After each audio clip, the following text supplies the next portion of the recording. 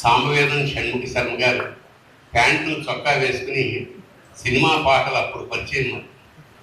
ఆ తర్వాత కళారంగం మీద ఓకాలు, సినిమా రంగం మీద ఓకాలు మోపి ఇప్పుడు త్రివిక్రముడై ఆధ్యాత్మ రంగంలో సెటిల్ అయ్యారు. నిజంగా పరమ ఆనందం.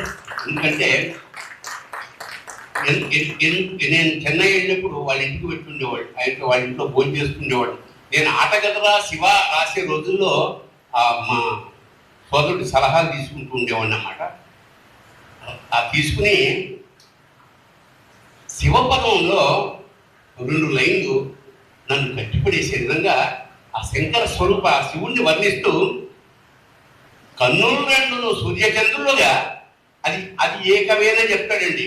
కన్నులు రెండును సూర్యచంద్రులుగా, అది మామూలు ఎవరు ఏకమైనా చెప్పేది. రెండో లైన్ అని చెప్పాడు. కన్నులు రెండును సూర్యచంద్రులుగా, రెప్పలు రాహుకేత్వాకృతులు అన్నాడు.